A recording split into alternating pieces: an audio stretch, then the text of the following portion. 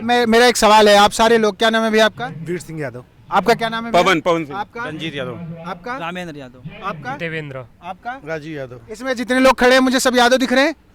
MY की बात कर रहा था मैं, मुस्लिमों और यादवों की। अभी एक स्टेटमेंट आया, आपने सुना सुरेश चव्हाणके का? किसी ने सुना है? सुरेश चव्हाणके ने अपने चैनल पे बोला है कि यादव यहूदी हैं जो बाकायदा फिलिस्तीन में हमला करके मुसलमानों को मार रहे हैं। यादव बनाम मुस्लिम करने की साजिश रची जा रही है। और उत्तर प्रदेश और बिहार की राजनीति से अगर आप वाकिफ हैं तो आप अच्छे से ये बात जानते हैं कि उत्तर प्रदेश और बिहार में MY कॉम्बिनेशन पर सरकारें बनती रही हैं। क्या सच में जो वहाँ यहूदी है यहाँ यादव हैं? अरे सुरेश चौहान के वो एक कॉमेडियन कह लीजिए उसको कौन पत्रकार मानता है? और वो आग लगाने का काम करता है। तलवार लेकर के कौन पत्रकारिता करता है?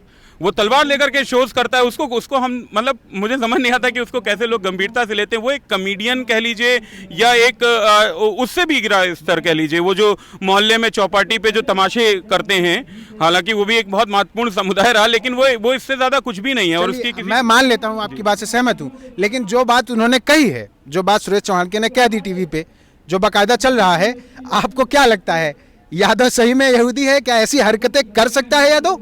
देखिए अलग अलग, जैसे ये पहली बार हम लोग सुन रहे हैं कि यादव यहूदी। कल रात को हम सोए तो यादव थे, सुबह उठे यहूदी हो गए। लोग कहने लगे कि भाई आप यहूदी हो।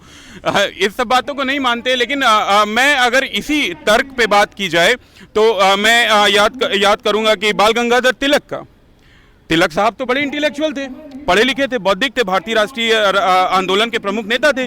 तो तिलक साहब ने तो एक पर्टिकुलर कम्युनिटी को आर्यन कहा। उन्होंने कहा कि वो यूरेशिया से आए हुए हैं। लेकिन क्या हम में से कोई ऐसी बात कहता है? नहीं, हम तो ये कहते हैं कि ठीक है, आप इस देश में जितने भी लोग रह रहे हैं वो सभी इस देश के बच्चे हैं, सभी इस देश के नागरिक हैं, इस देश के संसाधनों पर उनका बराबरी का अधिकार है। लेकिन जो यूरेशिया से आया है उसको क्यों नहीं कहा जा सकता कि यूरेशिया से आया? क्या दिक्कत है? अरे भाई कहा तो जा रहा है भाई, उनके अपने लोगों ने कहा कि वो यूरेशिया से आए। हाँ, तो हम भी कह रहे हैं कि आपके पुरखे कभी ना कभी यूरेशिया से चल करके आए। लेकिन ये जो सुरेश चौहान के जैसे लोग हैं, मैं ये कहना चाह रहा था कि भाई बाल गंगाधर तिलक एक प्रतिष्ठित व्यक्ति हैं, राष्ट्रीय राजनीति में उनका इतिहास रहा है, उनका काम रहा है। तो उनकी बात ज्यादा तर्कपूर्ण है बजाय सुरेश चौहान के जैसे किसी मतलब मैं क्या कहूँ, ड्रामेटिस्ट के या कॉमेडियन के।